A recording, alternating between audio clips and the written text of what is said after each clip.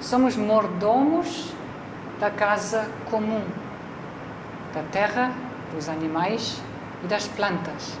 É este o tema do nosso estudo bíblico da Igreja Evangélica Metodista Portuguesa hoje. Seja muito bem-vindo.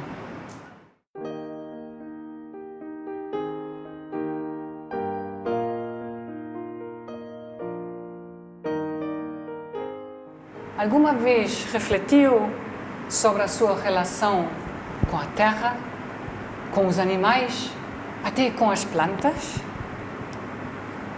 Observou alguma vez borboletas a dançar no vento? Olhou olhos nos olhos um cão? Ou mesmo uma vaca?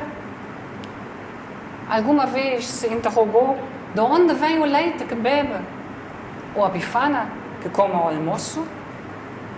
Já foi incomodado por moscas, por um enxame de insetos, de mosquitos? Cultiva talvez batatas? Encanta-se com flores? O seu coração treme e chora ao ver as imagens das florestas queimadas depois dos incêndios, de inundações devastadoras, lixo no mar e na praia? E alguma vez se perguntou o que tudo isto tem a ver com a nossa fé em Deus, a nossa fé em Jesus Cristo? Talvez seja jovem e tenha crescido com uma consciência ecológica. Talvez esteja convencido de que tudo neste mundo está relacionado numa grande rede ou teia de vida e que nós, seres humanos, fazemos parte desta grande rede. Quem, como eu, nasceu no século passado, no século XX, sabe que ainda há bem pouco as coisas não se olhavam desta forma. Olhávamos para o mundo com olhos bem diferentes. A terra, os animais, as plantas, tudo existia para o nosso uso, para o uso da humanidade, para nós servirmos das coisas, para nós explorarmos tudo como nos bem apetecia. O ser humano, nós no centro, e tudo o resto, apenas o resto. O ambiente. O progresso da sociedade moderna, desenvolvida industrial, ergueu-se precisamente sobre esta convicção, sobre esta visão antropocêntrica do mundo. O homem no centro, tudo o resto para servi-lo, apenas para servi-lo. Durante muito tempo, também as igrejas alinhavam nesta visão das coisas, ou pelo menos não se opunhavam. Afinal, não tinha Deus dito: sejam férteis e cresçam, encham a terra e dominem-na, dominem sobre os peixes do mar e as aves do céu, sobre todos os animais que andam sobre a terra? E já agora, não era a nossa missão bem mais importante salvar almas para o novo céu e uma nova terra? Claro, nunca nos esquecemos totalmente que Deus criou a terra e nas festas das colheitas, uma vez por ano, trazemos ao altar os frutos da terra e do nosso trabalho. E damos graças a Deus. Mas também é certo que a urbanização está a tirar-nos cada vez mais o contacto direto com a natureza, sobretudo aqueles de nós que vivemos nas cidades. Só com a crise ecológica do século passado, dos anos 70, 80, essa crise, em grande parte, consequência precisamente desta visão antropocêntrica, com o homem no centro de tudo. Só nesta altura as igrejas começaram a ler com novos olhos a sua Bíblia, a nossa Bíblia. O que é que redescobriram? Em primeiro lugar, e certamente o mais importante, a terra é de Deus. A terra é de Deus e não do homem, nem mulher.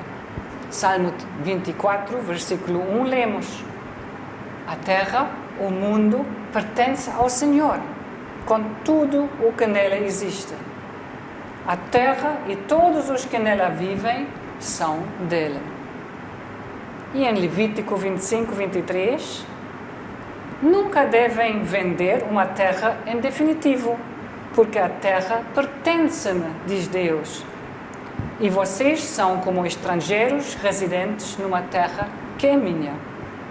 Portanto, nós somos mordomos e não donos. Segundo, a seguir, a bem conhecida história da criação em Gênesis 1, segue uma segunda história da criação que apresenta Deus como uma espécie de oleiro a formar de barro homem e mulher. E também os animais. E assim, no capítulo 2 de Gênesis, versículo 15, podemos ler: Deus colocou o homem no jardim do Éden para nele trabalhar e para o guardar. Ou noutra tradução também possível, para nele trabalhar e para cuidar dele. Trabalhar e guardar, cuidar. Não explorar, dominar, usar, destruir. É uma relação bem diferente, portanto, com a terra, com os animais e com as plantas. E só mais uma passagem do Antigo Testamento. No Salmo 36, versículo 7, lemos: A tua justiça é grande como as montanhas, os teus decretos profundos como o mar. Tu, Senhor, cuidas tanto dos homens como dos animais. Tanto dos homens, mulheres também, claro, e dos animais. Ouviram? Durante tantos anos, os animais foram ignorados na teologia.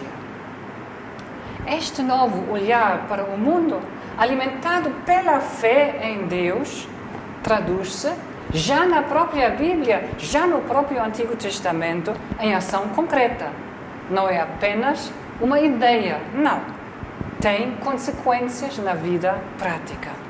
Mais uma vez, só 3 breves exemplos. O primeiro, o descanso no Shabat, o sábado, o terceiro mandamento, o terceiro dos 10 mandamentos, inclui os animais. Em Êxodo 20, 10, lemos: Mas o 7º dia é de descanso, consagrado ao Senhor teu Deus. Nesse dia, não faças trabalho nenhum, nem tu, nem os teus filhos e filhas, nem os teus servos e servas, nem os teus animais, nem o estrangeiro que vive na tua terra. E, de forma semelhante, encontramos em Levítico 25, 1 a 24, que o ano sabático é um tempo em que a terra deve poder descansar. Diz lá, lemos lá, para também a terra poder descansar em honra do Senhor. E em Provérbios 12, versículo 10, o justo cuida das necessidades do seu gado, mas o malfeitor respira crueldade. O texto original em hebraico, encontramos aí a palavra nefesh, que normalmente traduzimos como alma. Por isso, alguns traduzem este versículo: o justo cuida ou conhece da alma do seu gado, mas o coração do malfeitor só a crueldade. Pois eu bem sei, a Bíblia não é uma coleção de regras e normas, e não basta citar versículos isolados do seu contexto para justificar as nossas opções individuais ou da igreja numa sociedade completamente diferente daquele tempo em que foi escrito o texto bíblico. Mas sim, uma coisa é inegável. A Bíblia apresenta-nos um olhar sobre a terra fundamentalmente diferente do olhar materialista e concentrada no consumo tão característico do nosso tempo. Não. A terra, os animais e as plantas não existem apenas para o nosso uso e para o nosso proveito. Não. A terra, o mar e o ar não são simplesmente lugar onde colocarmos o nosso lixo. Não. A terra, os animais e as plantas não nos pertencem. E é incrível que ainda nestes anos, ainda hoje, se está a discutir fazer patentes sobre certas plantas que se encontram de forma selvagem na natureza. E, sobretudo, não. Nós, seres humanos, não estamos no centro de tudo. Não somos os únicos que contam. Muito pelo contrário. Fazemos parte de uma maravilhosa rede de vida criada por Deus. Somos parte da criação de Deus. Não proprietários, mas parte da criação de Deus. Vivemos porque estamos relacionados com Deus, com os outros e com a natureza. Respiramos o ar, bebemos a água, comemos pão feito de trigo que nasceu na terra. Para mim, nenhum texto bíblico exprime isto melhor do que o Salmo 104. Louva, ó minha alma, o Senhor. Leiam este salmo com um bocadinho de calma hoje à noite. Meditem naquelas palavras. É esta visão renovada, esta visão baseada na fé, que pode e deve inspirar a nossa ação individual e da Igreja face aos desafios ecológicos atuais. A alteração do clima, a produção dos alimentos, da carne, o uso excessivo de plástico e tantos outros. A Terra é de Deus e nós somos chamados a cuidar dela. Somos chamados a ser mordomos da nossa casa comum. E não é uma questão secundária, opcional, um hobby que podemos fazer ou não fazer. Cuidar da nossa casa comum é uma consequência da nossa fé, é uma forma de viver a nossa fé, colocar a nossa fé em prática. É tempo de finalmente assumirmos esta missão com todo o coração e vivê-la, dando testemunho e encorajar outros. Começa com estas coisas muito simples, como não deitar lixo no chão. Ainda vemos tanto lixo à beira da estrada, é horrível. Reciclar, colocar o vidro no vidrão, o papel no papelão, o plástico no recipiente para o plástico. Acabar finalmente com os pratos e os talheres de plástico nas nossas festas de igreja, nos nossos almoços. Levar o nosso saco às compras. Sim, começa com tudo isto e muito mais. Mas não chega. Definitivamente não chega. A transformação do nosso estilo de vida, dos transportes, da produção, tudo isso é urgente. Mas, sim, mas começa com cada um. Com cada uma. E nunca se conseguirá esta grande transformação que é urgente e necessária sem que cada um de nós faça a sua contribuição. Começa ou continua a colaborar. E começa no nosso coração e na nossa forma como encaramos a vida nesta terra, com empatia. Os homens, mulheres, crianças, animais, plantas, terra, ar e mar. Somos chamados a ser mordomos, não somos donos.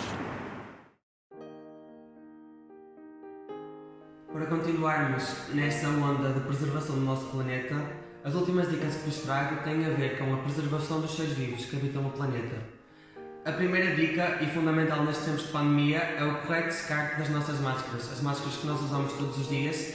Para serem corretamente descartadas, os seus elásticos devem ser cortados e depois depositadas devidamente no contentor de lixo. Ao cortarmos os elásticos, estamos a evitar que as máscaras possam ficar presas em animais marinhos, em aves, caso vão parar a oceanos ou outros habitats naturais. Uma outra dica que trago, muito importante para a proteção dos seres vivos, é que, neste caso não é uma dica, é mais uma sensibilização. É sensibilização para que estejamos mais atentos às políticas éticas e de sustentabilidade das marcas. O facto de estarmos atentos acaba por fazer uma pressão nas marcas, o que influencia positivamente o nosso planeta. A última dica que vos deixo é que espalhem a palavra. Espalhar a palavra e falar sobre estes temas de sustentabilidade é muito importante e é das medidas mais importantes que podemos adotar para preservar o nosso planeta. Vamos continuar a cuidar da criação de Deus?